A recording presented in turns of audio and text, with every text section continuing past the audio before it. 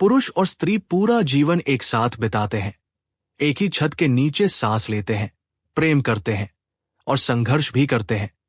लेकिन फिर भी पुरुष के लिए स्त्री हमेशा एक गहरा, अनजाना और कुहासे से भरा रहस्य बनी रहती है।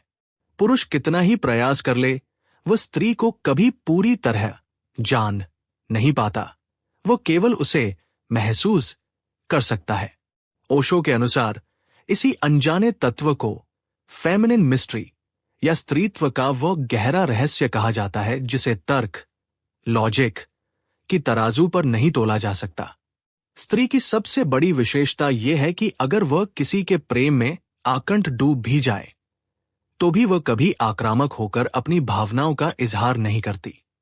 वह प्रेम में भी केवल एक मूक प्रतीक्षा करती है और पुरुष को ही यह मौका देती है कि वह आगे बढ़कर पहल करे। एक स्त्री बिना कुछ किए, अपनी सिर्फ मौजूदगी से ही पुरुष को अपनी ओर आकर्षित कर लेती है। वो कभी किसी की सीमा में प्रवेश नहीं करती और न ही आक्रामक होकर ये घोषणा करती है कि मैं तुमसे प्रेम करती हूं। उसका सारा आकर्षण उसकी इसी निष्क्रियता या इनएक्टिविटी में छिपा होता है। वो पुकारती है लेकिन उसकी कोई आवाज नहीं होती। वो निमंत्रण देती है लेकिन उसकी कोई स्पष्ट रूपरेखा नहीं होती।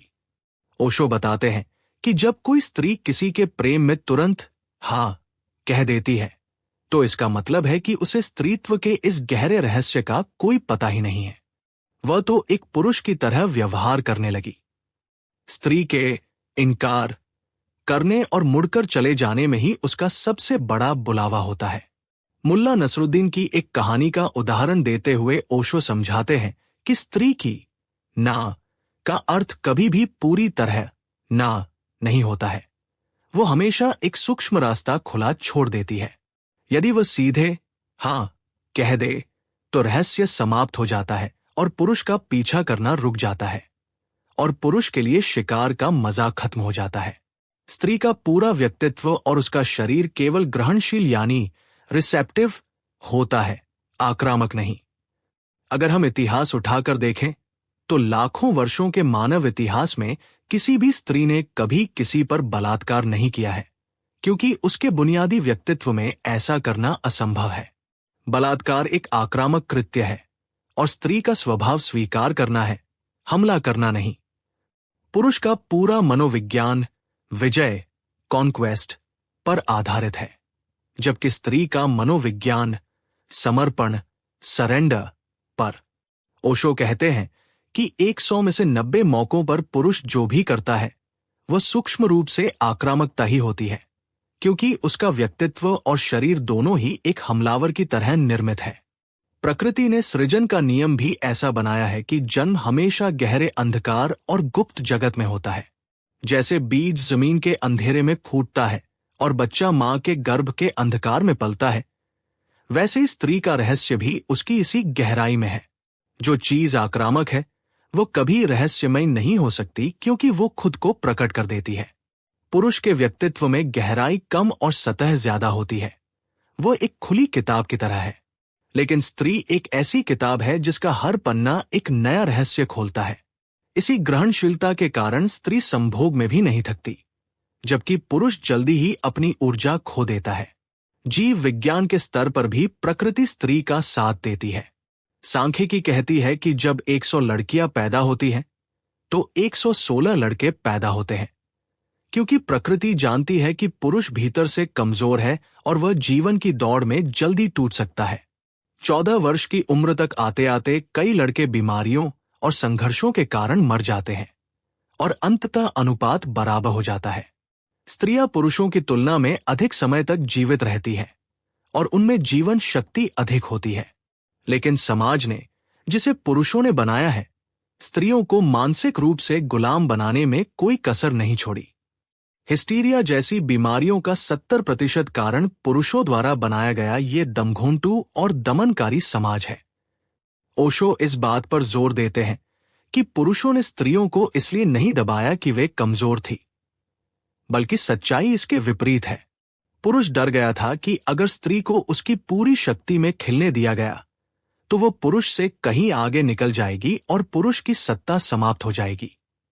इसी डर के कारण उसे नाजुक और कोमल जैसे शब्दों की बेड़ियों में जकड़ा गया।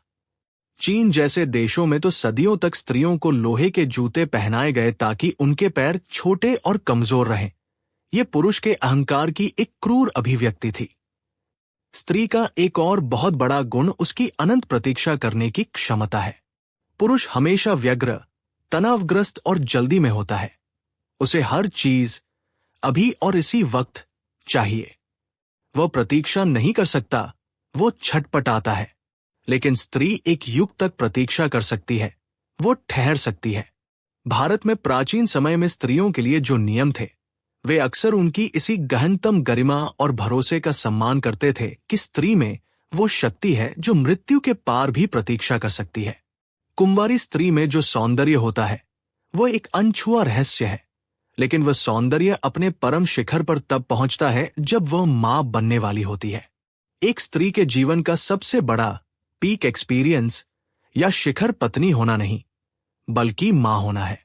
मां बनने की प्रक्रिया में उसे कुछ करना नहीं पड़ता, उसे बस होना पड़ता है। उसे केवल शांत रहकर अपने भीतर पल रहे उस नए जीवन के लिए स्वप्न देखने होते हैं। बुद्ध और महावीर की माताओं ने भी ऐसे ही दिव्य स्वप्न देखे थे, जो आने वाले समय के साक्षी थे। पूर्व के देशों ने स्त्री को जो सबसे बड़ा सम्मान दिया है, वह मां का ही है, क्योंकि मां होने में वह सृजन के उस परमात्मा के सबसे करीब होती है। आधुनिक विज्ञान भी इसकी पुष्टि करता है कि स्त्री जन्म से ही जैविक रूप से पूर्ण, कंप्लीट होती है। एक लड़की अपने जीवन भर के सभी अंडे साथ लेकर पैदा होती है, जिससे वो भीतर से शांत और संतुलित रहती है। इसके विपरीत पुरुष अधूरा पैदा होता है और इसी अधूरेपन के कारण वह जीवन भर बेचैन होकर उपलब्धियों के पीछे भागता रहता है। वो युद्ध लड़ता है, वह चांद पर जाता है, वो बड़ी बड़ी इमारतें बनाता है, क्योंकि वह भीतर की उस रिक्तता को बाहर की जीत से भरना चाहता है। ओशो यह भी स्पष्ट करते हैं कि परमात्मा को भी पुरुष की तरह आक्रामक होकर नहीं पाया जा सकता। मंदिर, मस्जिद या सत्य के द्वार पर आप अपनी तलवार लेकर कब्जा नहीं कर सकते। ईश्वर को पाने के लिए आपको स्त्री की तरह ग्रहणशील, रिसेप्टिव होना पड़ता है। आपको एक पात्र बनना पड़ता है, एक खाली घड़ा जिसमें परमात्मा की अमृत वर्षा समा सके। इसीलिए जब बुद्ध या महावीर जैसे पुरुष परम ज्ञान को उपलब्ध हुए और पूरी तरह निर्विचार और शांत हो गए, तो उनके भीतर की वह पुरुष वाली बेचैनी और भागदौड़ सदा के लिए विदा हो गई। वे भी स्त्रीत्व के उसी गहरे रहस्य में प्रवेश कर गए जहां केवल शांति, स्थिरता और ग्रहणशीलता है। इसी रहस्यमयी कारण से भारत में बुद्ध, महावीर या कृष्ण की मूर्तियों में कभी दाढ़ी मूंछ नहीं दिखाई जाती। मूर्तिकार ये जानता था कि जो व्यक्ति भीतर से जाग गया है, वो अब पुरुष नहीं रहा, वो स्त्री हो गया है, शांत, कोमल और पूर्ण। अंततः स्त्रीत्व और बुद्धत्व में एक सीधा संबंध है। बुद्धत्व का अर्थ ही है अपने भीतर की उस स्त्री को पा लेना जो केवल साक्षी है। पुरुष की ऊर्जा संघर्ष की ऊर्जा है, जबकि स्त्री की ऊर्जा समर्पण की है। जब तक आप पुरुष की तरह कर्ता बनकर रहेंगे, सत्य आपसे कोसों दूर रहेगा। जिस दिन आप स्त्री की तरह होना, बीइंग सीख लेंगे, उसी दिन सत्य आपके भीतर स्वतः ही अंकुरित होने लगेगा। आध्यात्मिक यात्रा का अर्थ ही अहंकार के पुरुषत्व से आत्मा के स्त्रीत्व की ओर बढ़ना है। ये वो अवस्था है जहां पहुंचकर सारा द्वंद्व समाप्त हो जाता है और केवल एक शाश्वत मौन रह जाता है।